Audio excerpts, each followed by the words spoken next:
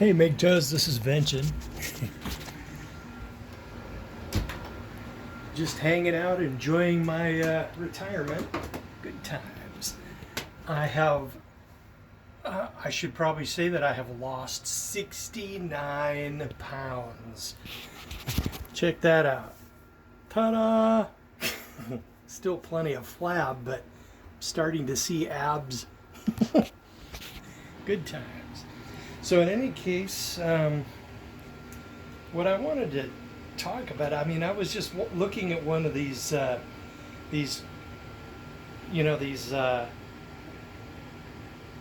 videos where this chick is trying to act like she's some kind of wingman to help guys understand women better and deal with women better. and she just she was going in about how you need to set limits and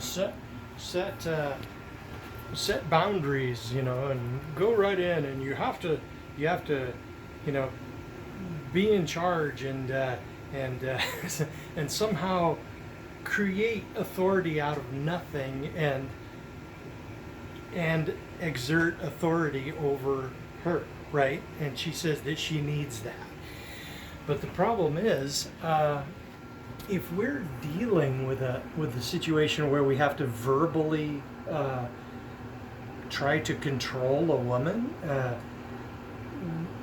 that's just not practical, because everybody is. It's pretty common knowledge that women are better verbally and dealing with arguments and whatnot than men are. Men have great ability in the world to produce things, tremendous things, invent tremendous things, but basically we are not really great at verbally dominating women, that's for sure. So she wants us to go into a situation where we're outmatched, almost certainly verbally. We can't trying to out argue a woman when you have no authority at all. It's a joke. It's a complete joke. So you're going into a situation where you have no authority, you have no control. Any advantage of physical strength and everything that you have has been made legally unavailable and completely illegal. And so basically you have all the advantages that you have that made you equal in a relationship with a woman are now gone. So basically every advantage that you have has been made legally unavailable, and yet all of the disadvantages that we would normally have, we're completely vulnerable to. Everything that we have can be taken so easily. What kind of consequence could we possibly apply within legal means to apply control to sort of dig up some kind of consequence for a woman? And there really isn't very much. Eventually, the longer you're in it, in a marriage, the longer you've accumulated assets, the more you have to lose, and the less future there is shared, and the more restless you will get, and she will eventually cash out of the marriage. I mean, more often than not, that's going to happen. So, yeah, obviously, I can't think of any consequence. Now, Bitcoins help a lot, right? You could say that you lost all your Bitcoins and you didn't have anything, and there would be very little that they could do to, they could do contempt of court and say that you have it when you say that you don't. But honestly, cryptocurrencies, they might help. I mean, we sure could use the help, but it's not enough. It is absolutely not enough. If she suspects you have money and then you don't hand it over, could be contempt of court and jail time and all of that stuff. No thanks.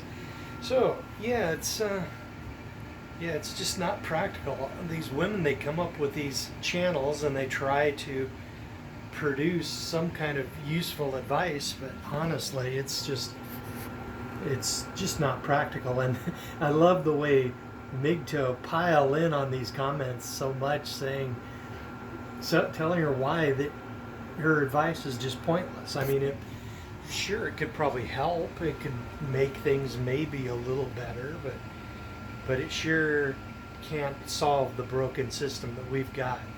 And the system is certainly, even with cryptocurrencies, smart contracts, man, marriage is definitely still broken.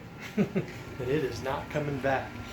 So, other than that, in my own personal life, next week, as I was saying, I lost 69 pounds.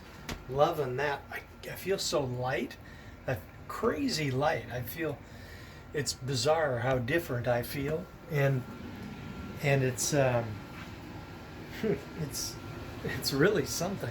The only downside is I get cold a little easier, but other than that, not a problem. But speaking of cold, in the past, I used to have a little portable heater, and I would. It's out in the camper right now, but but I used to keep it down below my desk here, and the room would be freezing cold, and I would sort of crank with my toe. I'd crank the heater on and sort of toast my toes in front of the heater, but that was like 1,200 watts, and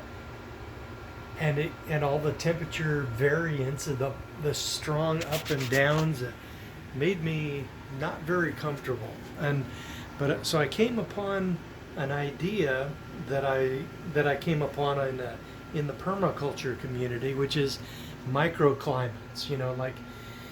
Don't try to make a massive change in a wide area when all you really need is a small little micro area where you can be comfortable, and then your body is warm, and then you can get up, take a leak or whatever, walk around the house, and you could start feeling the temperature dropping, but you're charged up with a lot of heat, and then you can walk around the house for 5 minutes or so before you start getting cool.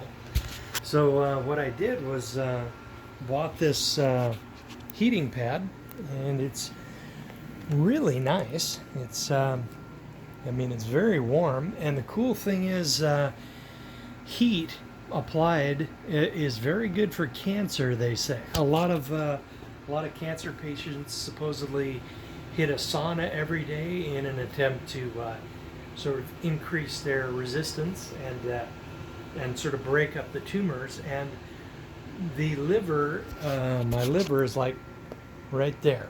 So while I'm leaning here, all that heat is applied to the tumor, and hopefully it'll get knocked out. And then down below, all I did was just grab a little lamp and stick a 100-watt incandescent bulb in there, and that takes care of the problem. I just sort of kick back and lean against this little heating pad in my chair, and then I just put my feet down there by the heater, by the light, and totally comfortable, absolutely comfortable, and the heat is good for the cancer, and so yeah, no disadvantages there. And on top of that, if I was short on cash, it would be an advantage too, because like 1,500 watts on the heater, right, versus 100 watts here and another 100 watts for this heating pad. So 200 watts, a lot better than 1,500 watts. So yeah, good times. In fact, I might be able to use something like this in the camper. I'll have to do the math, determine how much amps and how many amp hours this would require. but it might be runnable on the battery. So, oh, and one more bit of interesting information. This next week I have another naturopath appointment, and I'll be getting another cancer marker blood test. They call it a CEA test, and I'll be able to determine if if all these drugs I'm taking are helping, or if they are, or if I'm losing ground. So if I'm doing well and I'm beating the cancer and the markers are getting better, then I'll probably continue what I'm doing already. But if I'm starting to lose ground, I can't afford to not pay attention to this. So I will have to take some kind of action, because I'll be heading in the wrong direction if that's the case. And if my test is getting seriously worse, I think I'll probably get on a plane to Mexico, because they have there's a couple of cancer clinics down there that have low dose chemo bonded with sugar, and your cancer cells suck it up really and then explode. And then I could also just get the thing surgically removed. So there you go. That's about all I got for you. I'm enjoying my retirement. 69 pounds lighter. It's an astounding thing. I feel so much better. You'd never know I had cancer. And don't get married.